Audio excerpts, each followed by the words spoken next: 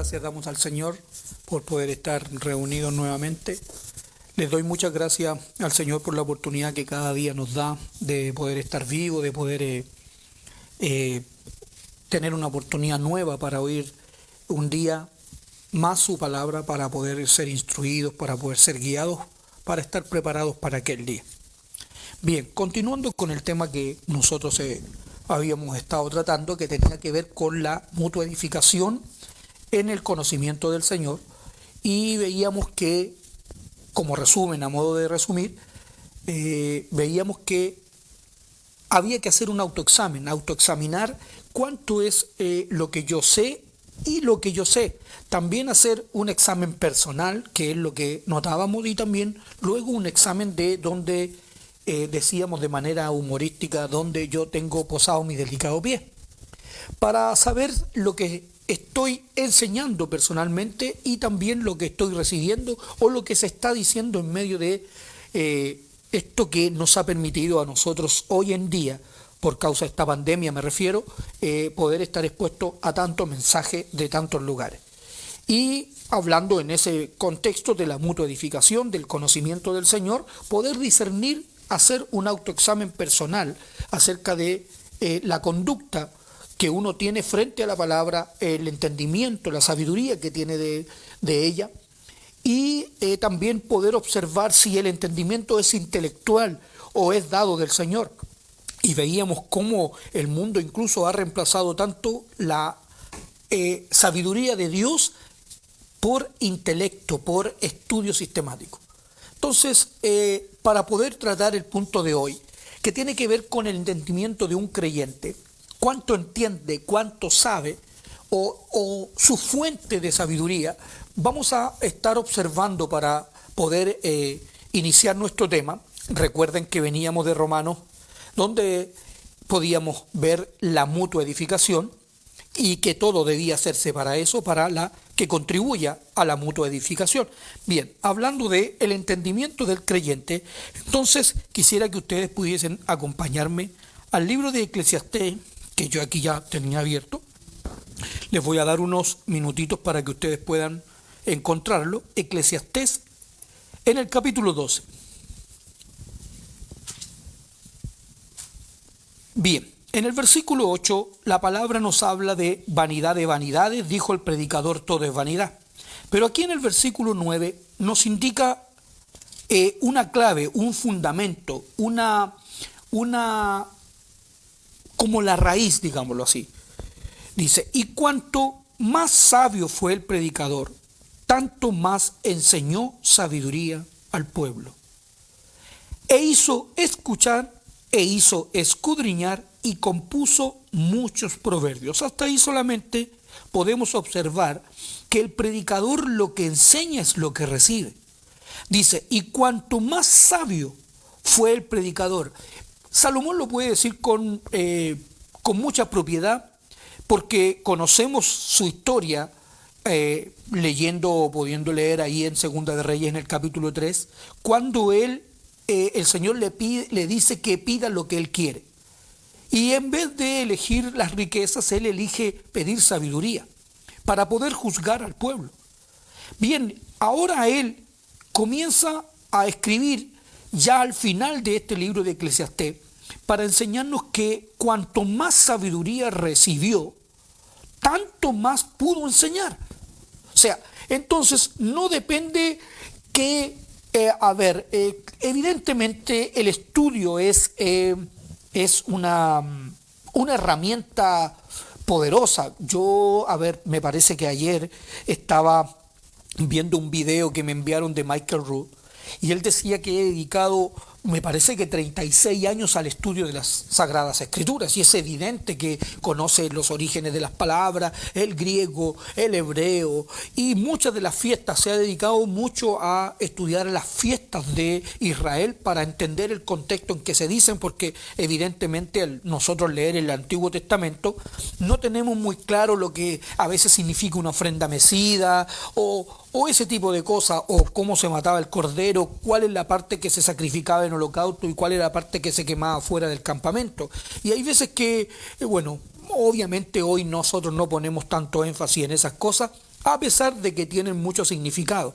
Y él hablaba incluso del bautismo y podía hacer una exposición tan amplia acerca de lo que significaba porque obviamente había, como él mismo lo refería, estudiado cerca de 36 años la escritura. Y dice que no es una persona que lee como a modo de devocional un versículo diario, es una persona que lee capítulos en un día. Entonces, evidentemente creo que la responsabilidad de una persona que comparte o enseña la palabra debe ser el hecho de que conoce las Sagradas Escrituras y no es una persona dada a tener un devocional 3 veces a la semana o leer solamente una porción de la Escritura diariamente como para quedar conforme. Recuerdo que había un pastor que le llamaba a eso a ser cumplidos a Dios. Es como cumplirle en pequeñas cositas. No, esto se trata de una persona que toma y es capaz de leer capítulos porque quiere aprender, porque quiere ser instruido. Obviamente aquí la palabra dice que cuanto más sabio fue, tanto más enseñó. Bien, pero también palabras claves como hizo escuchar, o sea, obviamente llegó con ese mensaje a las vidas, e hizo escudriñar, hizo que la iglesia buscase, hizo que la iglesia no solo leyera exteriormente un libro, sino que escarbara en él, lo escudriñara buscando aquellas cosas que el Señor tiene escondidas para el pueblo, pero que también Él las quiere sacar a la luz. Bien, luego dice, y esta parte me gusta mucho porque dice, y compuso muchos proverbios. Creo que es la carga por lo general de aquellos que comparten o ministran la palabra, de el hecho de cómo poder expresarla. Muchas veces todos, bueno, la mayoría de las personas, debemos tener algún tipo de guía. Hay veces que, bueno, hoy se usa un iPad o un notebook, algo así, o a veces un cuaderno donde alguien anota las cosas o un bosquejo. Bien.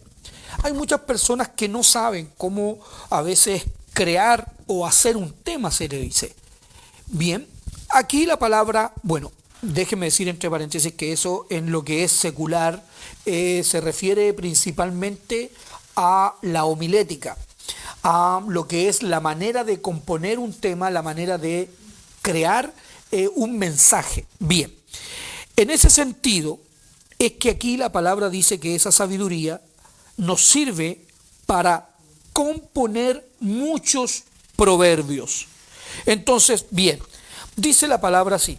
Bueno, procuró, el verso 10, el predicador hallar palabras agradables y escribir rectamente palabras de verdad. Expresar ese mensaje ahora ya no es solo componerlo, no es solo conocerlo, sino que ahora es la manera de expresarlo. ¿Cómo lo voy a expresar? Porque, como dice Primera de Corintios y en su capítulo 13, yo puedo tener ciencia, puedo saber los misterios, incluso puedo conocer doctrina, pero si yo no tengo amor, la palabra dice nada soy. Entonces las palabras del predicador deben ser palabras agradables.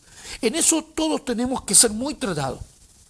Porque muchas veces el mensaje no llega porque el mensajero o es muy duro o es muy cortante o no tiene una manera correcta de expresarse.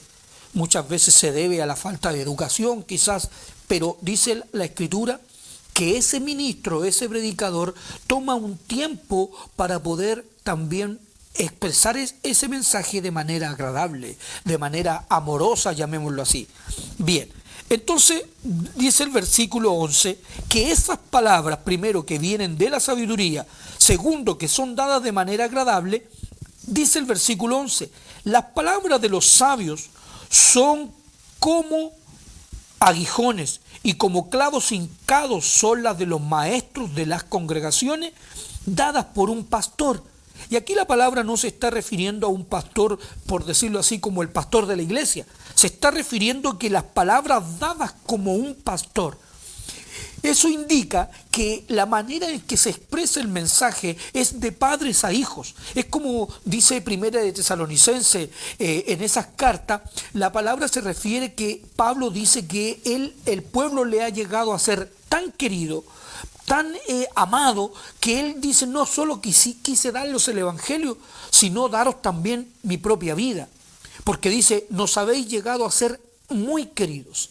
Entonces es expresar el mensaje de manera que le está hablando a alguien que uno ama. No es un mensaje a quien uno quiere dañar o quiere destruir, sino más bien edificación. Bien, en todo o en base a todos los conceptos que leemos aquí, si hablamos de mutua edificación, que es nuestro tema, si hablamos de conocimiento, esa mutua edificación no se va a expresar sin amor. No se puede edificar sin amor, es imposible. No es solo dar un tema. Y ese amor debe ser expresado desde mucho antes. Esto cuando a veces lo pienso de esta manera, hermanos. Pienso que el hecho, por ejemplo, ahora yo estoy aquí grabando esto. Entonces, no estoy frente a nadie. Por lo tanto, la responsabilidad que yo tengo frente a compartir la palabra sea en la semana, sea en una reunión de hogares que hoy tenemos por vía internet, sea una coordinación, sea una preparación para los cantos, lo que sea. ¿Cuánto amor yo pongo en eso? ¿O es solo algo que yo hago en el momento en que me lo pidieron? Es como si yo llegara con este mensaje hoy a improvisarlo. Y sin tenerlo en mi corazón, sin haber dedicado quizás unas horas a meditarlo, a pensar, a ver qué es lo que el pueblo necesita para que uno pueda dar en el clavo, es decir, aquí como clavo hincado, es decir, demos en el donde debe ir esta palabra. Es más, no sé, yo entiendo poco de construcción, pero lo que hoy hemos estado trabajando con mi hijo y él le llama a un proceso de clavar algo sobre una viga, él le hace algo que él le llama tizar. Esa tiza es una rayita que guía por sobre, digamos, una plancha que uno no ve lo que está abajo, pero es la tiza para que ahí vayan todos los pernos, porque esos pernitos tienen que tener donde sujetarse. O sea, es obvio, una plancha donde yo le pongo un perno en el aire y luego la levanto, no tiene nada en que se sujeta.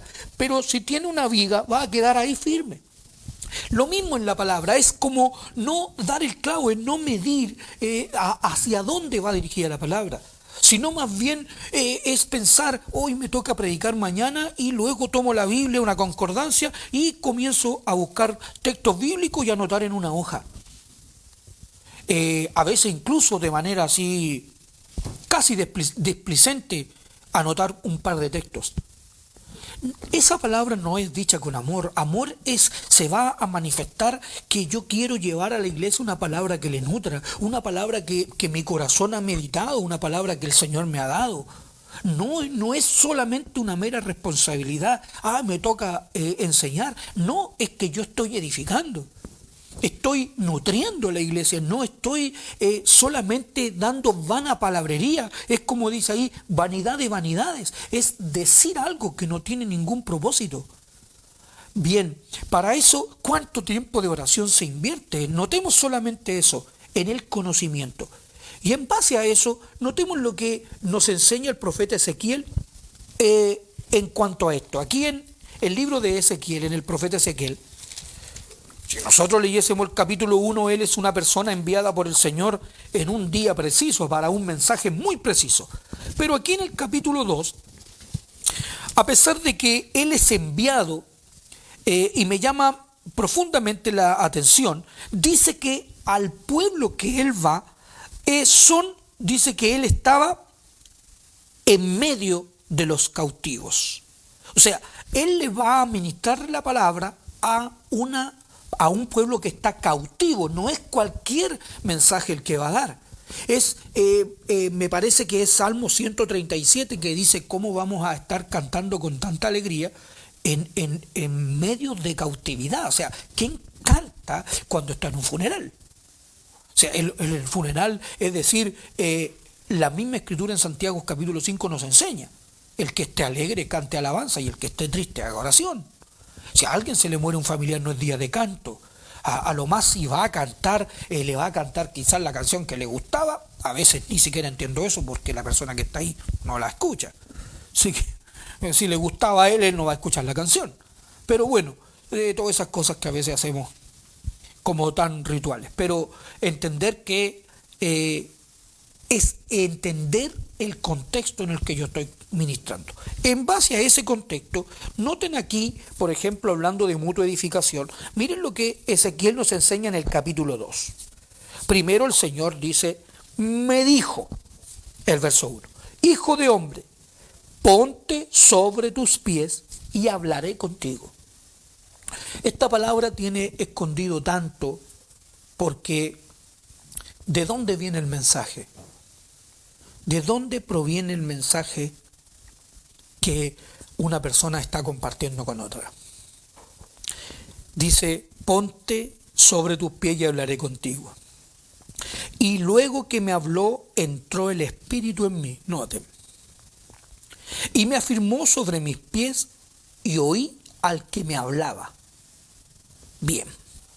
Y me dijo, hijo de hombre, yo te envío a los hijos de Israel y a gente rebelde, que se rebelaron contra mí. Ellos y sus padres se han rebelado contra mí hasta este mismo día. Yo pues te envío a hijos de duro rostro y de empedernido corazón, y les dirás, así ha dicho Jehová el Señor. ¿Acaso ellos escuchen? Pero si no escucharen, porque son una casa rebelde, siempre conocerán que hubo profeta entre ellos. Esto significa decir la verdad, en amor, pero la verdad. ¿El pueblo la va a querer oír? No, porque el pueblo no quiere oír la verdad. Bien, y tú, hijo de hombre, no les temas, ni tengas miedo de sus palabras, aunque te hallas entre zarzas y espinos y moras con escorpiones. O sea, fíjense la situación. No tengas miedo de sus palabras, ni temas delante de ellos, porque son casa rebelde.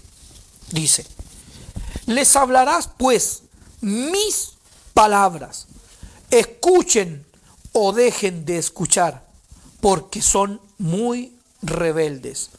Mas tú, hijo de hombre, oye lo que yo te hablo. No seas rebelde como la casa rebelde, abre tu boca y come lo que yo te doy. Dice la Escritura, y miré, y he aquí una mano extendida hacia mí, y en ella había un rollo de libro, y lo extendió delante de mí, y estaba escrito por delante y por detrás, y había escrito en él endechas y lamentaciones y ayes. Me dijo, hijo de hombre, y aquí quisiera que pudiésemos poner atención, come lo que hayas, come este rollo, y ve y habla a la casa de Israel. Por lo tanto, la palabra nos enseña, nos indica que lo primero que debe hacer un varón de Dios es comer la palabra, es poder tener un encuentro con ella. Aquí la palabra se dice que alguien alguna vez tomó hojas de la Biblia y las comenzó a comer. No, si hace eso le va a dar indigestión, pues, hermano. A lo más capaz que se envenene con la tinta. Pero no es lo que dice la palabra. La palabra, al decir que está comiendo, que va a, digámoslo así, comer significa poder tener un encuentro con la palabra del Señor para uno, personalmente. También la palabra nos refiere eso en el Apocalipsis, cuando la palabra dice que a Juan se le dio el libro para que lo comiese. Bien, la palabra aquí está diciendo come el libro y luego dice y ve y habla a la casa de Israel. No hables cualquier cosa, es come el libro. Es toma las sagradas escrituras, toma la palabra del Señor, aliméntate con ella, aliméntate con ese pan y luego con ese alimento, esto es lo mismo que dijo Salomón en Eclesiastés, pero de otra manera. Mientras más conocimiento yo tengo, más puedo compartir. Dice, ve y habla a la casa de Israel. Y abrí mi boca y me hizo comer aquel rollo y me dijo, hijo de hombre, alimenta tu vientre y llena tus entrañas de este rollo que yo te doy. Y lo comí y fue en mi boca dulce como la miel. Luego me dijo, hijo de hombre, ve y entra a la casa de Israel y habla a ellos, no con las palabras mías, no con lo que yo estudié, no con lo que yo pudiese creer, no con lo que mi corazón o mi mente piensa. Habla a ellos con mis palabras. La mutua edificación. Pero, ¿cuál es la palabra que yo voy a llevar al pueblo? ¿Es algo que yo pienso? ¿Es algo que yo estudié? ¿Es algo que otra persona dice? Porque si yo voy a una universidad, con todo el respeto lo digo a aquellos que hacen eso, si yo voy a una universidad o a un instituto bíblico, lo que estoy repitiendo es lo que me dijeron que tengo que decir. Pero ¿hablé yo con el Señor? ¿Fue Él quien a mí me proveyó de sabiduría? ¿Fue directamente Él? Claro, alguien podría estar pensando en este momento, ¿cómo podría yo estar tomando palabra del Señor si Él no está? Pero perdón, no fue lo que le dijo a sus discípulos, no fue eso lo que les dijo. He aquí yo estoy con vosotros. Quiero decirles que Pablo, la sabiduría que tiene, uno de los personajes más destacados del Nuevo Testamento, nos enseña claramente a nosotros algo. Y quisiera que ustedes lo pudieran leer conmigo aquí en Primera de Corintios y en el capítulo 11.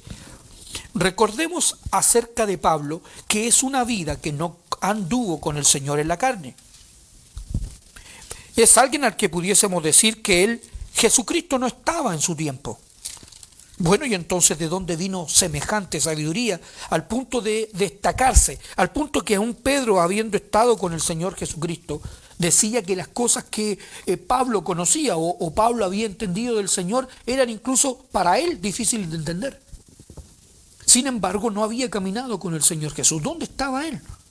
Bueno, hermano, el mismo Señor Jesucristo que estuvo con Moisés, el mismo Señor Jesucristo, el mismo Dios.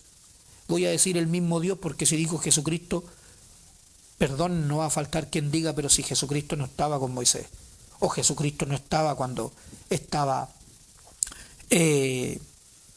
Abraham. Pero bueno, esas son las cosas que nosotros no podemos entender. La palabra dice claramente, antes de la fundación del mundo, habría que leer Proverbios capítulo 8, antes de que hiciera yo estaba con él, y era su delicia. Cuando formaba, yo estaba con él. Cuando hacía los cielos, cuando le ponía al mar su límite, cuando ponía los fundamentos de la tierra, ahí estaba yo, dice el Señor Jesús. Y está hablando de la sabiduría. La sabiduría es Cristo. El Señor ha sido siempre. Pero bueno, digamos, Él siempre ha estado. Entonces dice aquí en el capítulo 11 así. Esta sabiduría que Pablo expresa, un capítulo importante porque el capítulo 11 nos da una base para el capítulo 12 que habla de los dones. Bien, pero vengan aquí al capítulo 11 y en el versículo 23. Lo mismo que dice Salomón, pero dicho de otra manera. Porque yo recibí del Señor lo que también os he enseñado. O sea, nadie puede dar lo que no tiene.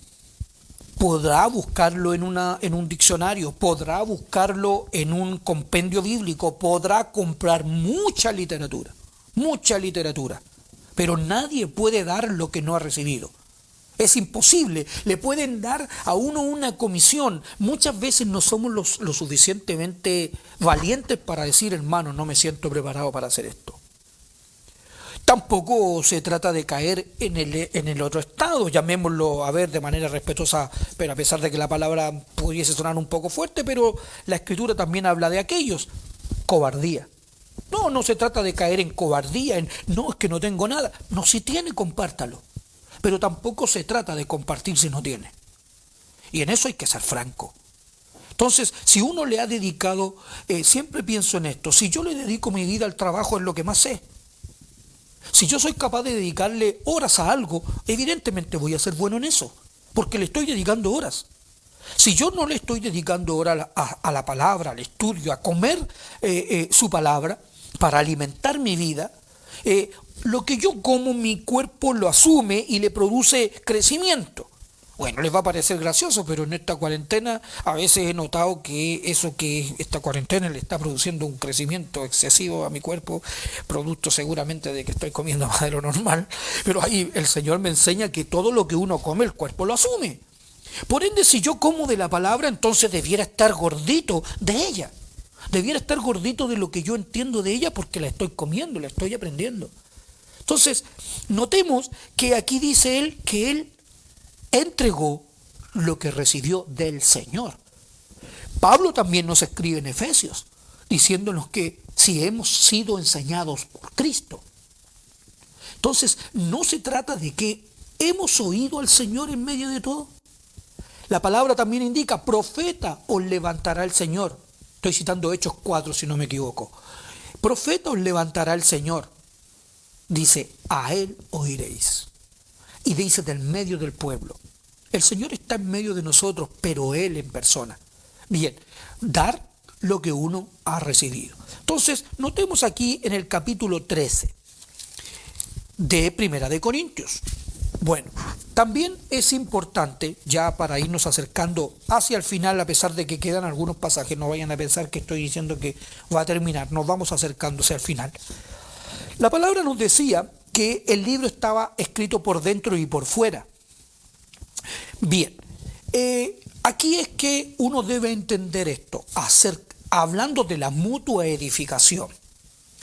La mutua edificación, aquí como les decía, que tienen un precedente, a pesar de que obviamente van a quedar muchas cosas en el tintero, por decir, que el capítulo 11 es una antesala porque habla acerca de la Pascua, del capítulo 12, donde la Pascua ya no es la repartición del pan, sino más bien la repartición de los dones, que obviamente una cosa es símbolo de lo otro.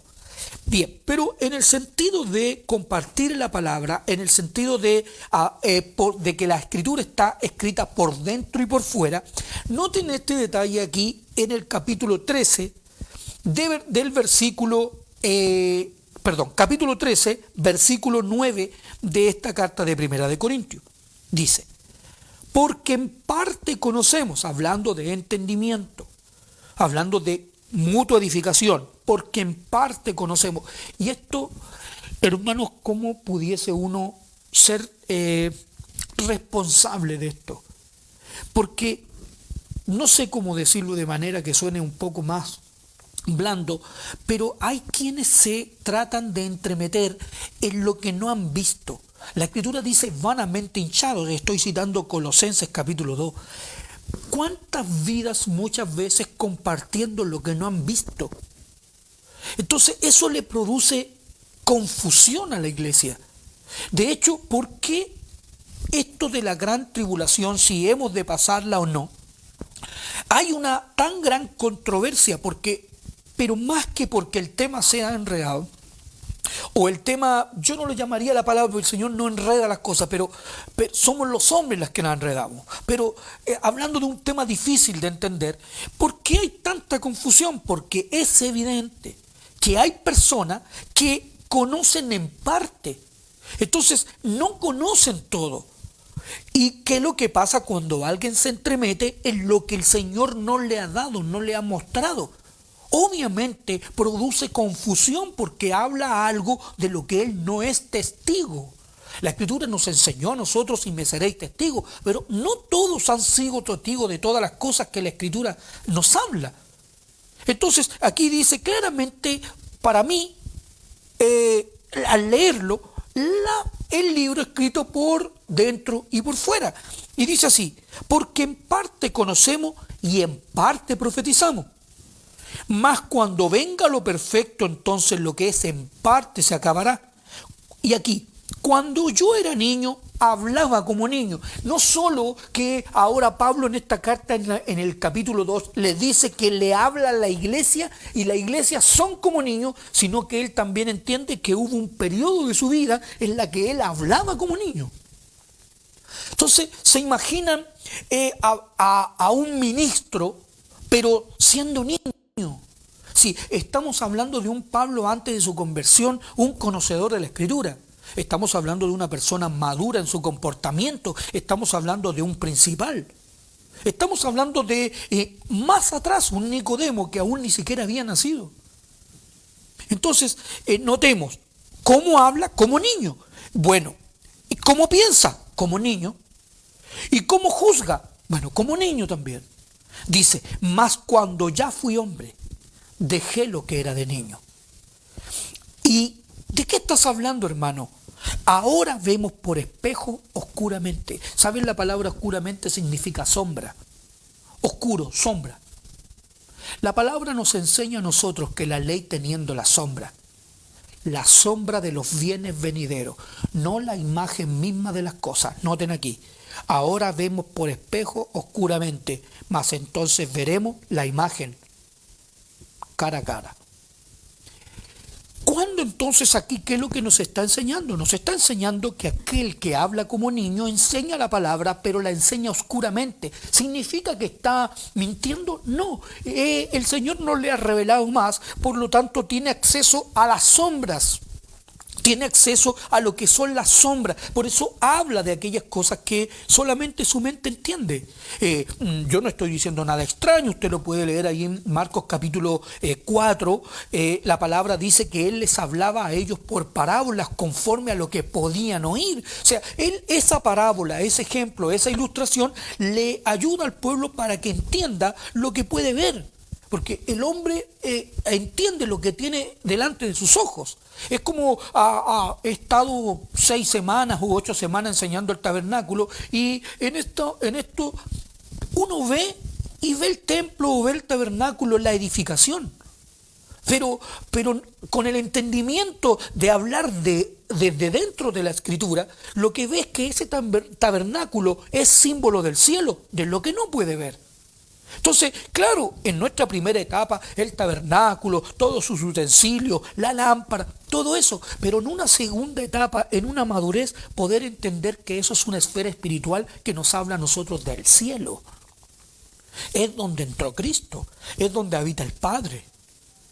Entonces, todas estas cosas que Pablo nos enseña para mutua edificación, saber que hay dos maneras principalmente de hablar, como niño y como hombre, y que es lo mismo que nos enseña la Escritura en 1 Corintios capítulo 2, que hay dos maneras también de entender como niño y hablar a los maduros como hombre. Entonces podríamos, por ejemplo, aquí notar solamente aquí en 1 Corintios, pero ahora en el capítulo 14, en el versículo 6, hablando de mutua edificación. Notemos la Escritura, dice aquí en el capítulo 14 y versículo 6, ahora pues, hermanos, si yo voy a vosotros hablando en lengua, ¿qué os aprovechará si no os hablare con revelación o con ciencia o con profecía o con doctrina? Son maneras de compartir una palabra. Puede compartir revelación, puede compartir ciencia, o puede compartir profecía, o puede compartir doctrina. Notemos cómo es la mutua edificación. Y aquí dice, verso 26, que hay pues, hermanos, cuando os reunid, cada uno de vosotros tiene salmo, tiene doctrina, tiene lengua, tiene revelación, tiene interpretación, y lo mismo que Romano, hágase todo para edificación o para mutua edificación, porque cada uno tiene. Pero a lo que vamos es ponerse en el lugar de cada uno. ¿Tiene doctrina? Hable doctrina. Hable doctrina. ¿Tiene revelación? Hable con revelación. Poder discernir quién habla con revelación, no con una revelación que tuvo personalmente. Estamos hablando de una revelación de la Escritura, porque aún la misma Escritura aquí nos enseña que esa palabra o esa profecía debe ser juzgada. Entonces, bien, para terminar quisiera llevarlos aquí a Éxodo para poner un ejemplo. En el capítulo 31 de Éxodo vamos a observar aquí. Éxodo capítulo 31, y la Escritura nos dice así en el versículo 18. Dice así: y dio a Moisés cuando acabó de hablar con él en el monte de Sinaí 2 tablas del testimonio, tablas de piedra, escritas con el dedo de Dios. Noten, escritas con el dedo de Dios, la ley, la palabra de Dios, come lo que yo te doy. Capítulo 32 y en el versículo 15 nos dice así: y volvió Moisés y descendió del monte trayendo en su mano las 2 tablas del testimonio, las tablas escritas por ambos lados. Lo mismo que Ezequiel. De uno y de otro lado estaban escritas. Y las tablas eran obra de Dios y la escritura era escritura de Dios grabada sobre las tablas. Palabra. Primero, la ley del Señor, escrita con el dedo de Dios. Segunda característica, escrita por dentro y por fuera. Aquí dice por ambos lados. Ezequiel decía por dentro, me parece que por delante y por detrás, y me parece que Apocalipsis por dentro y por fuera. Bien, esa es la característica del libro. Notemos ahora al autor del libro enseñándonos aquí en Juan esta verdad, hablando de la mutua edificación. En Juan, en el capítulo 8, notemos lo que la palabra nos enseña con respecto a lo que venimos incluso hablando.